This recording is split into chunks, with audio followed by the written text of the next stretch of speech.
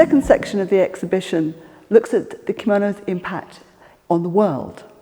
Now, during the Edo period, Japan operated what's known as a closed country policy, which severely restricted foreign relations.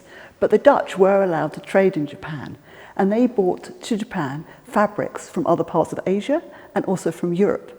And they made a big impact in Japan. Everyone really wanted and coveted these exotic foreign fabrics, and they were often incorporated into kimono.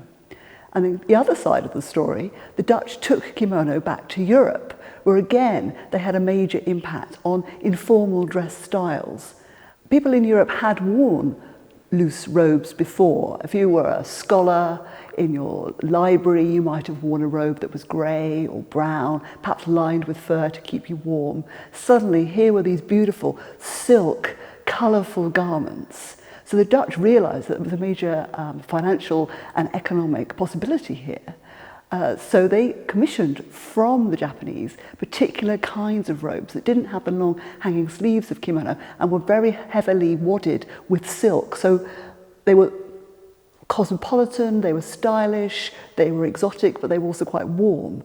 And they caused a real stir in the West. And soon they were beginning to be made in Europe from other kinds of imported silk or from silk actually made in Europe itself. And that's the precursor to the modern dressing gown.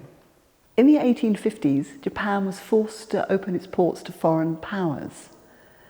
And the external pressure this brought and internal unrest eventually led to revolution in 1868, the overthrow of the power of the shogun and the restoration of the power of the emperor.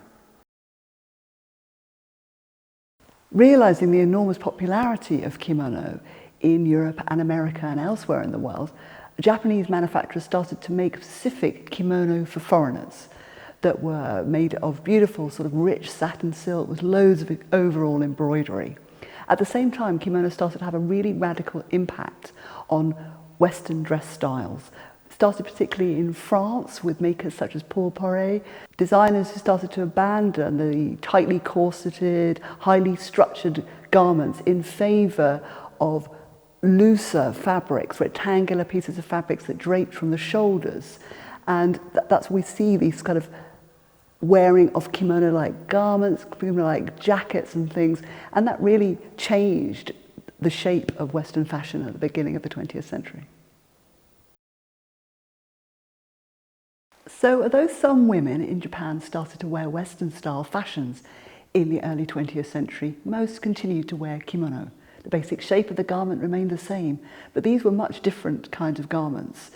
Women could go to department stores, the new department stores that had evolved from the old kimono stores, to pick out off the peg for the first time brilliantly coloured and patterned garments.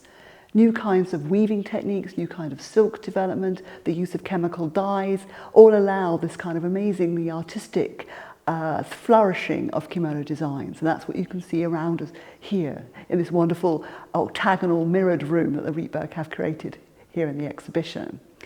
Sometimes these kimono employed historic Japanese motifs like chrysanthemums or other flowers, but always big and bold and colourful. Sometimes they employed really modern kind of motifs like skyscrapers and city lights, and sometimes they were completely abstract, which is a really new development for kimono design.